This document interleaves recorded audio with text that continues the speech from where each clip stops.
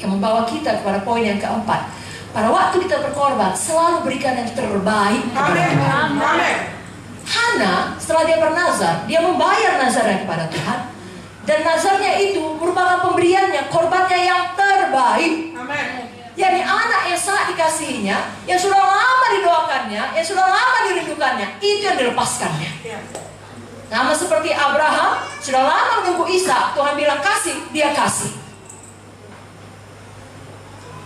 Tuhan tahu hati kita. Amin. Kalau saudara baca dalam 1 Samuel 1 ayat 22 sampai 28, di situ jelas bagaimana Hana membawa Samuel kepada Eli dan menyerahkannya untuk menjadi hamba Tuhan. Kerap kali anak-anak Tuhan tidak menyala lagi. Karena selama ini pun di dalam pengikutannya kepada Tuhan memang masih menabur, tapi asal-asal saja. Ada waktu yang tersisa, itu yang dikasih untuk Tuhan. Mana yang tidak begitu merugikan, itulah yang diberikan kepada gereja. Sehingga tidak ada komitmen, tidak ada korban di situ, makanya tidak bisa menyala-nyala. Tapi kalau kita terbiasa memberikan yang terbaik, waktu yang terbaik, tenaga yang terbaik, bahkan korban materi yang terbaik, saudara akan lihat sangat sukar bagi setan meredupkan nyala saudara. Amin. Saudara selalu panas bagi Tuhan, tak bisa pun mendekat setan. Amin. Kalau tidak percaya, tanya sama semua ibu-ibu yang baru masak. Kalau baru siap masak, semua masakannya panas, tidak usah ditutup hidung saji, takkan mendekat lalat. Iya. Tapi semua masakan yang sudah dingin, wah itu harus ditutup hidung saji, karena lalat akan berkerumun. Tidak bisa dipadamkan kasih itu. Tidak bisa dipadamkan semangat menyala-nyala. Kenapa? Dia selalu berikan yang terbaik. Amen. Dan tahukah saudara, saya dan saudara tidak akan pernah bisa mengalahkan Tuhan dalam hal memberi yang terbaik. Amin. Maksud saya adalah setelah saudara berikan, bukan Tuhan tidak perhatikan, Tuhan balaskan berlipat kali ganda.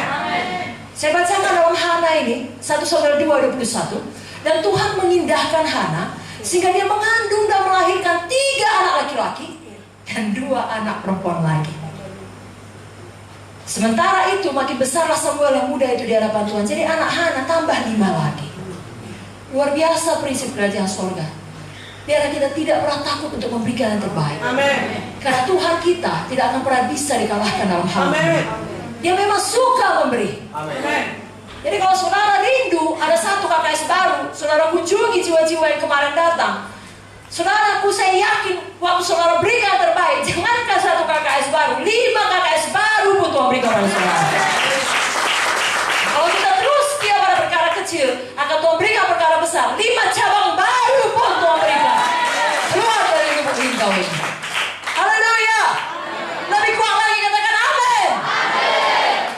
Dalam Lukas 6 ayat 38 dikatakan, berilah dan kamu akan diberi. Satu takaran yang baik, yang dipadatkan, yang digoncang dan yang tumpah keluar, akan dicurahkan ke dalam ribaanmu. Sebab ukuran yang kamu pakai untuk mengukur akan diukurkan kepadamu. Hana membawa ukuran yang sangat baik. Dia berikan yang terbaik, memberikan lebih dari yang pernah dipikirkan. Mari kita teladani.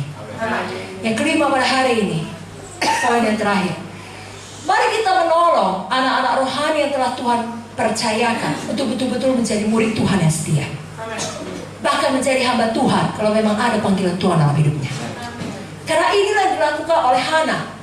Jadi dengan kata lain, kita muridkan terus jiwa-jiwa, sehingga murid kita itu bisa memuridkan orang lain lagi, bisa memuridkan orang lain lagi. Amen. Dalam 2 Timotius 2 ayat 2 dikatakan, apa yang telah engkau dengar daripadaku di depan banyak saksi, percayakanlah itu kepada orang-orang yang dapat dipercayai, yang juga cakap mengajar orang lain. Amen. Hana setelah mendapatkan Samuel, dia serahkan Samuel menjadi hamba Tuhan. Dia mengerti hidupnya akan berbeda dengan hidup anak-anak lainnya, tapi dia tidak berusaha membuat jalan keluar. Dulu kan Imam Eli, Pak Pendeta, waktu saya mengucapkan janji nazar itu, saya sedang emosional. Setelah saya pikir-pikir, sebaiknya Samuel ini jadi insinyur atau dosen, maksudnya insinyur atau dokter. Janganlah jadi pandita. Jadi tidak jadi ya Imam Eli. Tidak, dia tidak buat jalan keluar ya, tidak membawa alasan. Justru dia dukung Samuel. Dapat kita baca dalam 1 Samuel 2 ayat 19, setiap tahun ibunya membuatkan dia jubah kecil dan membawa jubah itu kepadanya apabila ia bersama-sama suaminya pergi mempersembahkan korban sembelihan tahunan. Jadi Hana membuatkan pakaian yang bisa dipakai Samuel dalam pelayanannya. Dengan kata lain, kita dukung, kita muridkan supaya bertumbuh menjadi dewasa rohani, bisa memberikan orang lain. Semua kita suka melayani. Baik laki-laki, baik perempuan. Dan kita suka keluarga badani kita melayani Tuhan. Sesuai dengan panggilan dan tempatnya masing-masing. Apalagi anak-anak rohani, murid-murid rohani. Kita mau mereka melayani Tuhan. Amin, saudara. Hana setelah dia mendapatkan Samuel, dia terus pergi ke rumah Tuhan. Dengan kata lain, dia terus menyala-nyala. Kita pun kalau sudah menang KKR Natal ini terus menyala. Seperti dikatakan tadi, ada KKR Paskah menunggu. Ada banyak jiwa-jiwa di Lubuk Linggau, di Sumbaksel, semuanya menunggu saudara. Saya bacakan mengenai Hana dalam 1 Samuel 2 ayat 1. Lalu berdoalah Hana, katanya, hatiku bersukaria karena Tuhan, tanduk kekuatanku ditinggikan oleh Tuhan. Mulutku mencemoohkan musuhku, sebab aku bersukacita karena pertolonganmu. Dan kalau saudara baca terus ayat 2, ayat 3 sampai ayat 10, terus ada puji-pujian. Inilah yang harus kita lakukan setelah kita memiliki anak rohani. Kita dukung anak tersebut menjadi murid Tuhan yang dapat memberikan orang lain lagi. Untuk itu kita sendiri harus penuh pujian kepada Tuhan. Harus penuh persekutuan dengan Tuhan. Harus nantiasa penuh Roh Kudus. Dengan kata lain, bisa ditemukan di dalam rumah Tuhan. Bisa didapati sedang melayani Tuhan. Tetap setia. Sekali lagi, tetap setia. Amsal 19 ayat 22 mengatakan, sifat yang diinginkan pada seseorang ialah kesetiaannya. Amsal 20 ayat 6 berkata, banyak orang menyebut dirinya baik hati, tetapi orang yang setia, siapakah mendapatkannya? Tuhan mendapatkannya di GKI Lubuk Linggau. Jangan ada kita yang dapat dihentikan. Seperti yang saya katakan di awal, baik oleh penderitaan atau kekurangan, baik juga oleh berkat atau kenyamanan. Jangan ada yang kita berubah fokus. Biar kita semua terus menginjil, terus memuridkan, terus menggenapi amanat agung, terus memiliki kerinduan dan menyala-nyala untuk memiliki anak-anak rohani. Kita buat komitmen, apapun yang terjadi, kita tidak dapat dihentikan dari mengasihi Tuhan dan melayani Tuhan.